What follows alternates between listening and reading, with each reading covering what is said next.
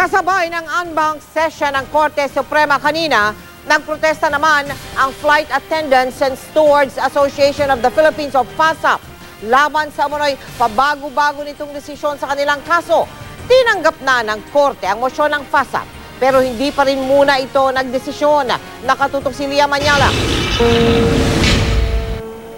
Napahinto ng mga dating flight attendant ng Philippine Airlines ang daloy ng trapiko dito sa Padre Faura sa Maynila kaninang tanghali nang gumitna sila sa kalsada para magpalipad ng mga orange na lobo. Simbolo raw ito ng pag-asa nilang muli silang kakatigan ng Korte Suprema.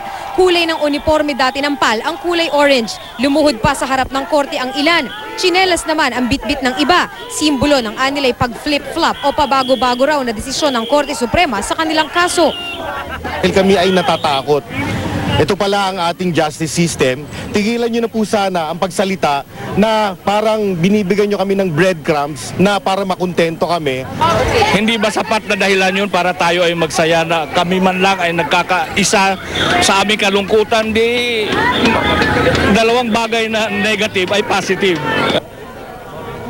Sumama si Bayan Muna Representative Teddy Casino sa kilos protesta.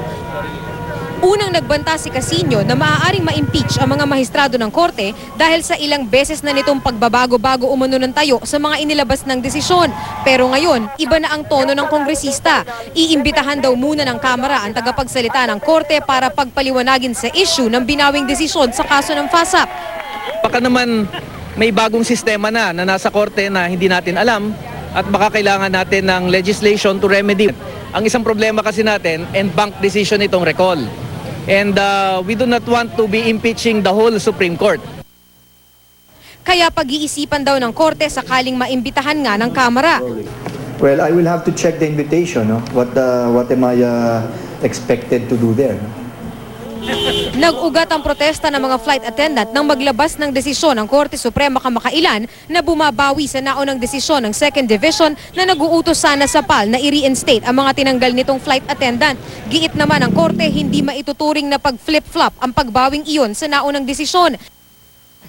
Teknikalidad daw ang issue dahil wala raw sa poder ang Second Division na maglabas ng desisyon sa kaso. Dumistansya naman ang PAL management sa pagbibigay ng komento sa kaso ng mga tinanggal nilang flight attendant. Ipinauubayan na raw nila ang usapin sa kanilang abogado na si Attorney Estelito Mendoza. Kanina sa en banc session, tinanggap na ng korte ang entry of appearance ni retired Justice Santiago Capunan bilang abogado ng FASAP. Tinanggap din ng korte ang motion for reconsideration na inihain ng FASAP. Pero hindi na muna sila nagdesisyon dahil kailangan pa rin daw munang magkomento ang PAL. Lia Manyalak, nakatutok, 24 oras.